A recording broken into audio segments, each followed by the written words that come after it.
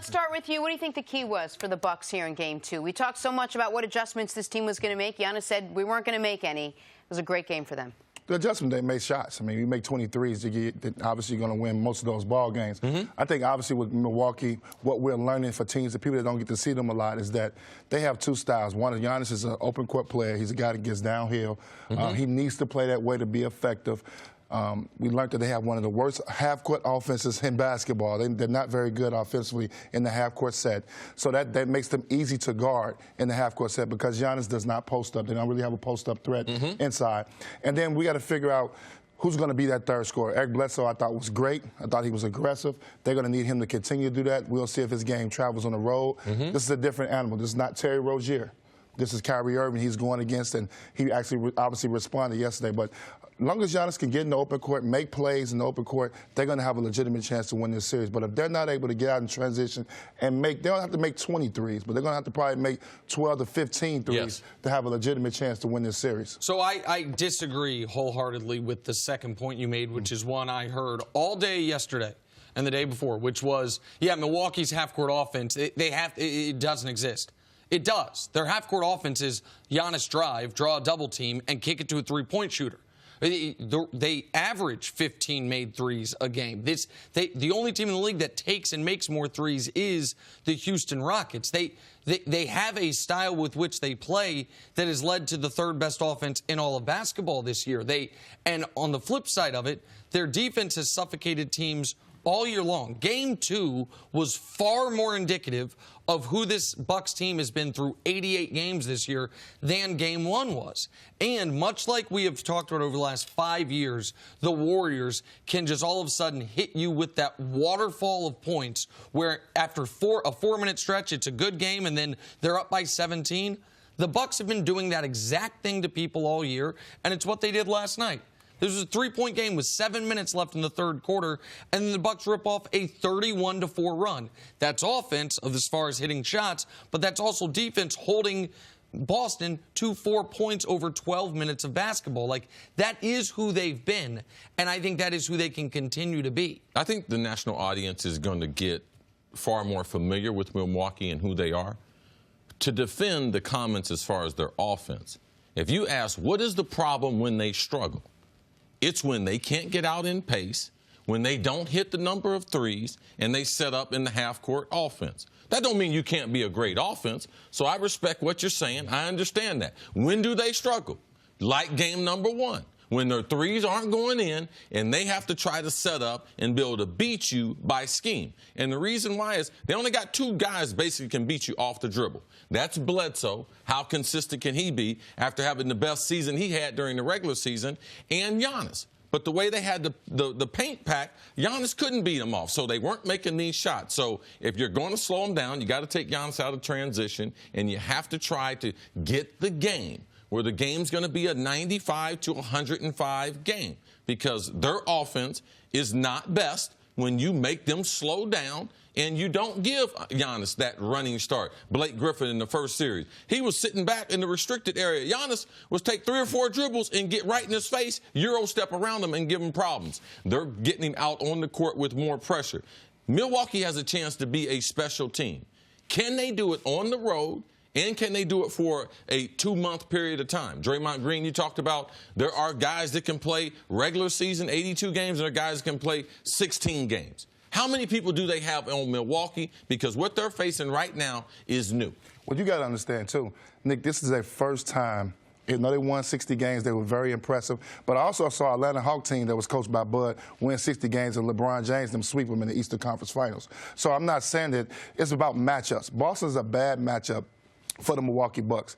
They exposed some of their weaknesses because you have a guy in Kyrie Irving who I know he didn't play particularly well yesterday, but he can close the game out. Jason Tatum has yet to put his imprint on this series. If he ever gets going in this series, it becomes totally different. But this is their first go-around. This is their first time in this. This is a Boston Celtics team that went to the Eastern Conference Finals last year without Kyrie Irving and Gordon Hayward. They've been in these trenches before. They played them last year. It's a confidence thing, too, going into the series that the Celtics are not scared of them. They did what they're supposed to do. They went on the road, got one. Now you get in the position at home court. Now it's time for the Celtics to take care of business. But this is going to be a very difficult series for the Milwaukee Bucks to get out of. You know what I don't – I wish the games were reversed. I wish Milwaukee would have blown out the Celtics in that third quarter burst and finished them off in the fourth. And the Celtics had won game 2 because our perspective would be a lot different. The Celtics already did what they had to do in game number 1. We act as if, man, they lost both the games. Kyrie Irving stunk up the joint. They got what they came to Milwaukee for. This is going to be a good series and because I think it's right in what you're doing. I'm not going to give people credit that them 60 games transition to championship basketball. I'm going to wait to see it. And I know you have question marks as far as Bledsoe. Can he be... Go ahead. Let you finish. Can he be consistent? But if we're not going to just assign credit to Milwaukee for things they haven't done, why are we assigning it to Boston? That's my question that I've asked all year long. This Boston team... Well, we're in the playoffs. We're in round 2. And it's 1-1. Yeah, I get that, but the idea that we haven't seen this Milwaukee team do it. We haven't seen this Celtic team do anything. This Milwaukee team, as presently constituted, right? They both won their first-round series easily, but they both swept. They're 1-1 in this series. So what evidence do we have for these two teams? Boston, with their young players, went to the finals last year, Nick. They went to the conference finals last year. Yes, they did. And now that's a hell of a lot of experience. Okay, and I am told every day that we talk about the Celtics, this is a totally different team. Now they've got Gordon Hayward. He's getting better and better. They have Kyrie. But Gordon Hayward has been in the playoffs before, Nick. Kyrie Irving has been in the playoffs at the highest level and hit the biggest shot that you can hit in a playoff. So we're just going to throw that off oh, no, that don't exist. No, I'm not throwing it off. What I am saying is that we can't act like this Celtics team we know that they are playoff tested, and we know the Bucks are not. This Celtics team is not. This Celtics team... Well, let's just do this. Forget the roster. Kyrie Irving is tested. Yes. All right? Al Horford is tested. Yes, Al Horford was on that team that we're using. Okay, so your turn. Milwaukee, who you got? What? Eric Bledsoe's played in the playoffs. Giannis last year. Give me what Bledsoe's done in the playoffs. No, of course. No, none of them have hit the biggest shot in NBA history like Kyrie.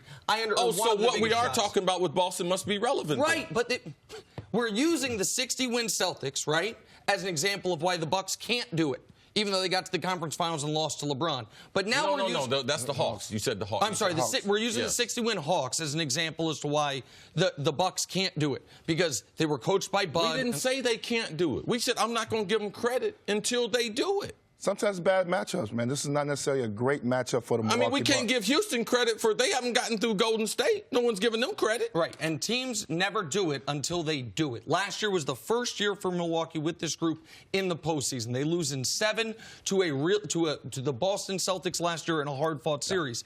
The idea that we are just now going to say, okay, let's switch the games around, but the games weren't switched around. What happened last night was a game that a lot of people thought Boston would win or would be very close. Right. They got the break speed off. You know what we did, Nick? We said it's going to be a good series. If that's criminal...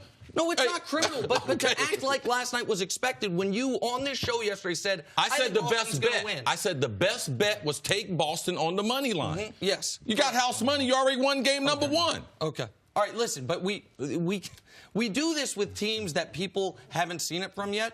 When they do something that we hadn't seen from them before, which was blow the doors off. It's a strategy of mine I'm going to keep using with players and teams. All right? If they haven't done it yet, a coach taught me something. He said, Cris, once I see you do it, I know you got it, and it's up to me to bring it out in you consistently. Until you've done it, I don't know what you can do. Well, then I don't know how we talk about any team but Golden State.